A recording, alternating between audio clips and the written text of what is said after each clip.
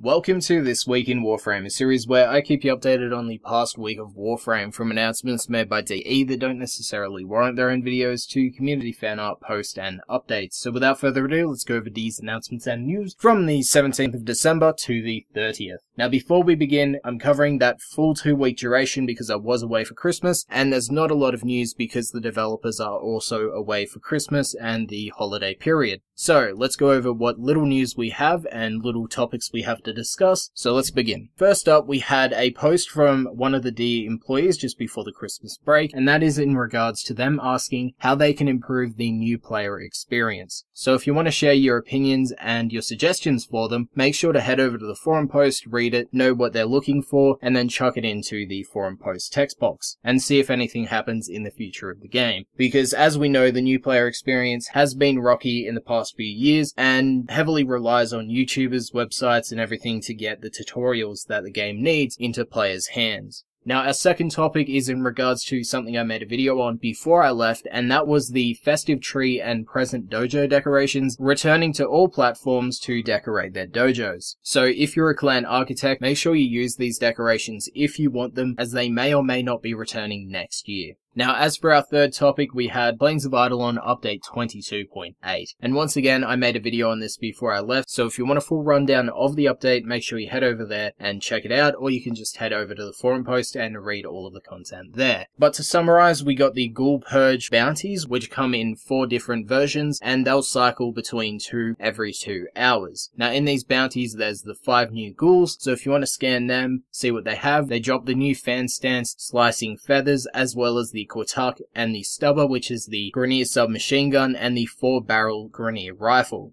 Now, we also saw 2 new weapons on top of those other 2 new weapons, and that's the Corinth, which is the Tenno pump action shotgun, and the Gunsen WarFans. So if you're eager to pick them up, one can get their blueprint purchased from the market, and the Gunsen can be researched in the Tenno lab at your clan dojo. Now, we also saw a new cosmetic armor set, as well as a Sayandana, and we also have the ability to invite players to our orbiter, as well as customize and use our personal quarters. Now, there is a quest inside the personal quarters, which has major spoilers. Now, since I didn't mention this in the update video, you'll only be able to access the personal quarters once you've completed the War Within and all the quests leading up to it. So if you want a full rundown of that update, make sure to head over to the forum post, read it there, or check my update video. Now, as for our fourth topic, it's another video I made, which is the delay of Khora, the IPS damage system, and the new Eidolons, which were showcased in DevStream 101. So in regards to the IPS damage system, they released a developer workshop covering what will be happening, and basically they'll be doing some minor tweaks to how slash works, and they'll be buffing how impact and puncture work.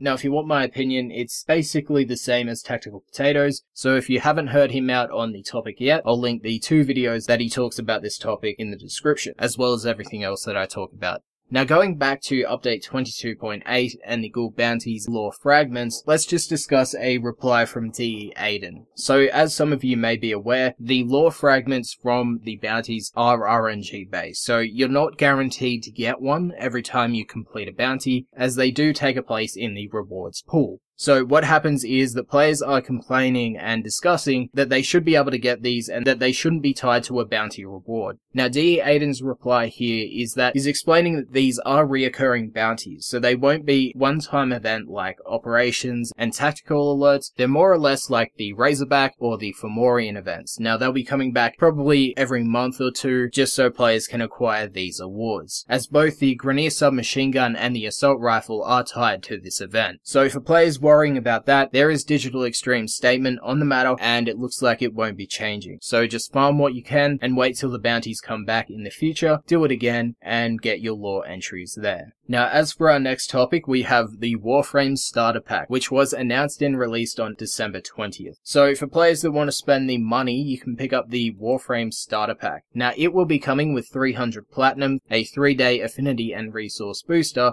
a Hawk mod pack, which will instantly be activated and placed into your mod section for those wondering, a Streamline mod, an Orokin Catalyst and Reactor, the Pyra Sayandana, the Neva Glyph, and the Neva Sigil. Now you can pick all that stuff up in the starter pack for $22 in Australian, which is rather costly, but if you want the sigil and the glyph, that's the only way to get it, as well as getting a little platinum in there as well. So if you want to pick that up, it's entirely up to you, but personally I think it's a bit too costly for what you're getting. Now heading over to Twitter replies and Twitter statements. So on December 23rd, a player by the name of Nightmare T12 tweeted at Steve in regard to lighting changes and some lighting issues that came in the last update. Now personally I've seen more than a few lighting issues prior to the recent update, but this special case involves a player by the name of Chryso Beryl posted feedback and showed off two images. Now the first image is what the game looked like before update 22.8. Now the second image is after update 22.8. Now you can see that the brightness and the bloom has been increased, and that is without any player interaction. So Steve replied that they are investigating, so if you have seen this bug, as he did state that this is not intentional, they are working on it, but you may see this fixed after the new year, as they are currently out for the Christmas break. Now our next tweet is from Steve once again, and that is in regards to the Orbiter. So basically, a player is asking for trading to come to the Orbiter. Now Steve's reply is kind of vague and doesn't really warrant saying that it will happen, but there is a slight possibility that we may see trading coming into the game eventually. Now our third tweet is in regards to the Prime Unvaulting and is basically a reminder. The Prime Unvaulting will be coming back in January, as it was pushed away from December.